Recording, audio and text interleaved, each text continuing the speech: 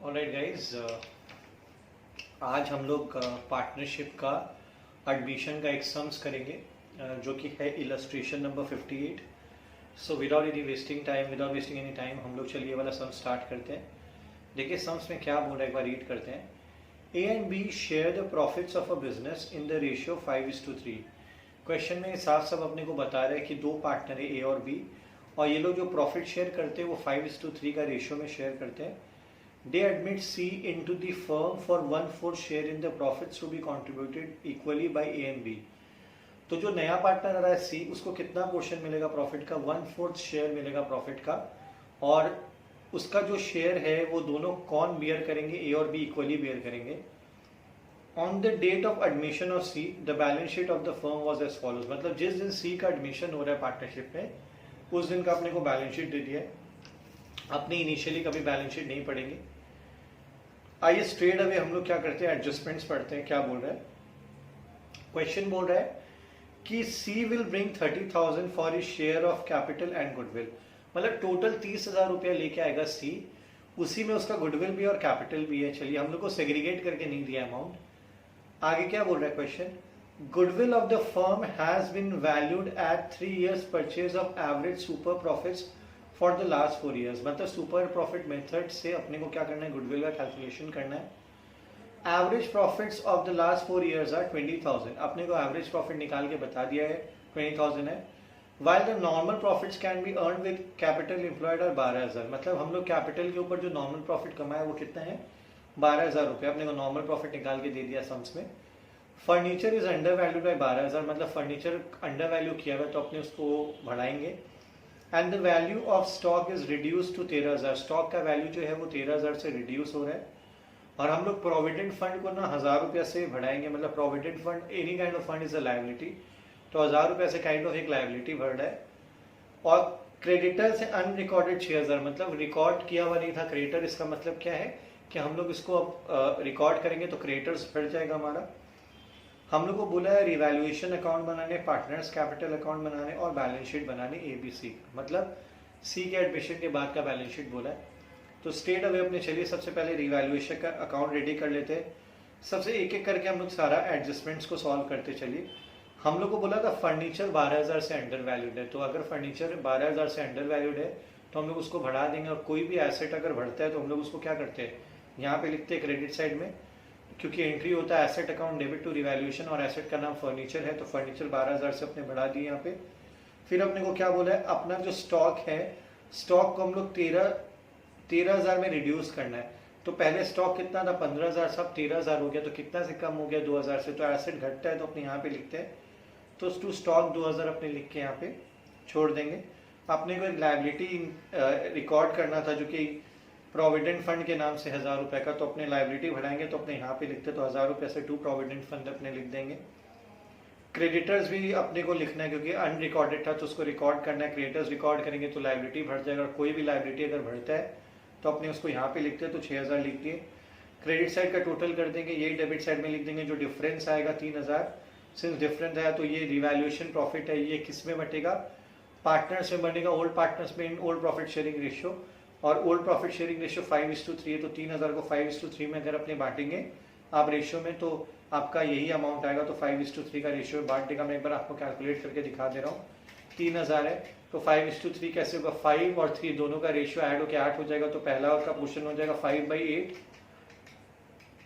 तो पहला 1875 आ जाएगा। और दूसरा का 5:3 है तो 3/8 पोर्शन उसका हो जाएगा।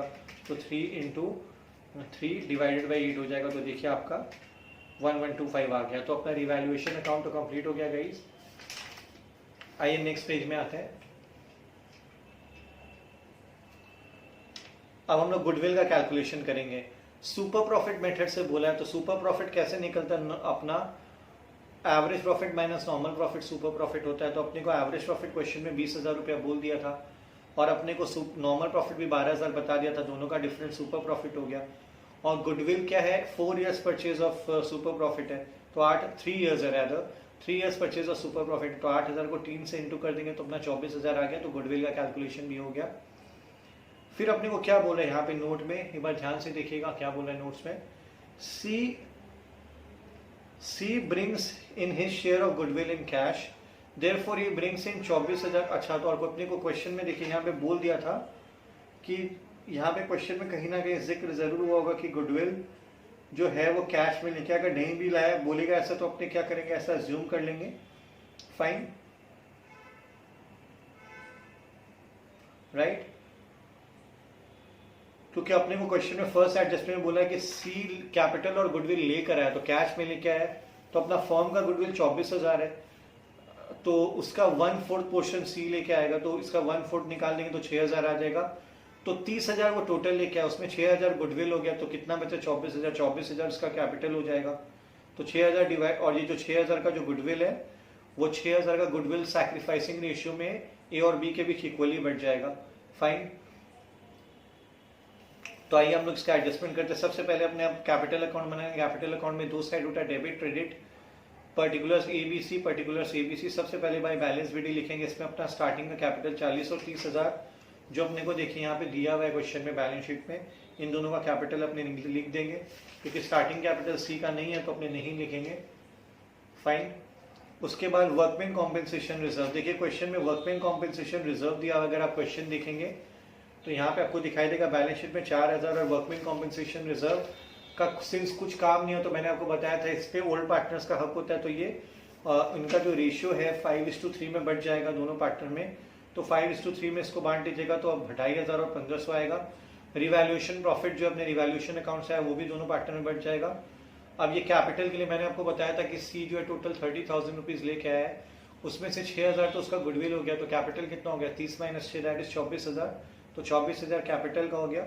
और ये जो प्रीमियम का गुडविल है इसका जो 6,000 है वो इक्वली किस में बढ़ जाएगा, ओल्ड पार्टनर्स में इन देयर सैक्रिफाइसिंग रेशियो। और सैक्रिफाइसिंग रेशियो में नहीं, क्योंकि क्वेश्चन में बोल दिया था कि अपना हाफ, मतलब जितना भी सी अपना जितना 1/4 उसका जो प्रॉफिट है वो इक्वली ए और बी दोनों बेयर करेंगे, तो यहाँ पे सैक्रिफाइसिंग रेशियो निकालने का कोई जरूरत नहीं है, ये दोनों इक्वली हाफ बढ़ जाएगा इन लोगों में, तो 3,000 बढ़ गया। अगर अपने को ये नहीं बताता इक्वली बेयर करेगा तो अपने क्या करते फिर सैक्रिफाइसिंग रेशियो निकालते, और सिंस क्वेश्चन में न्यू प्रॉफिट शेयरिंग रेशियो नहीं था तो old profit sharing ratio sacrificing ratio हो जाता। लेकिन यहाँ पे क्वेश्चन में सिंस स्पेसिफिकली अपने को बोल दिया है कि इक्वली बटेगा, इसलिए अपने इक्वली बांट दिए। उसके बाद हम लोग क्या करेंगे, पूरा डेबिट क्रेडिट साइड का टोटल कर देंगे, ये साइड डेबिट में लिख देंगे और ये जो हो जाएगा बैलेंसिंग फिगर हो जाएगा। फाइन, अब हम लोग बैलेंस शीट प्रिपेयर करेंगे। बैलेंस शीट में देखिए मशीनरी एज इट इज पूरा का पूरा उतर जाएगा, क्योंकि मशीनरी में कुछ भी अपने चेंजेस नहीं किए। फर्नीचर में देखिए, अगर क्वेश्चन में देखेंगे तो बैलेंस शीट में ना 20,000 दिया हुआ है, और अब कितना से अपना फर्नीचर बढ़ गया है, 12,000 रुपये से बढ़ गया है, पहले 20,000 था तो अभी देखिए 32,000 हो गया। स्टॉक मैंने आपको बताया था 15 से 13 हो गया, तो 13 लिख देंगे direct. Debtor as it is जो है वही रह जाएगा, बैंक जितना था वो भी रहे। बैंक में थोड़ा चेंजेस आएगा, मैं बता रहा हूँ कैसे चेंजेस आएगा बैंक में, आपको समझा दे रहा हूँ। देखिए बैंक 6,000 था, टोटल 6,000 था, और सी कितना रुपया लेके आया 30,000 लेके आया, तो 36,000 हो गया, तो इसीलिए 36,000 लेके हम लोग बैलेंस शीट में लिख रखे 36,000 का फिगर आप देख पा रहे होंगे। फिर क्रेडिटर्स क्वेश्चन अपने को बैलेंस शीट में क्रेडिटर्स 2,000 दिया हुआ है, और साथ ही साथ ये भी बोला था कि हम लोगों ने 6,000 का क्रेडिटर रिकॉर्ड नहीं किया, तो 6,000 का क्रेडिटर और बढ़ गया, तो 2 और 6 कितना हो गया 8। प्रोविडेंट फंड बैलेंस शीट में देखिए क्वेश्चन में 10,000 पहले दिया हुआ था और 1,000 रुपये का और प्रोविडेंट फंड बढ़ गया, तो ऐड होके 11,000 रुपया हो गया।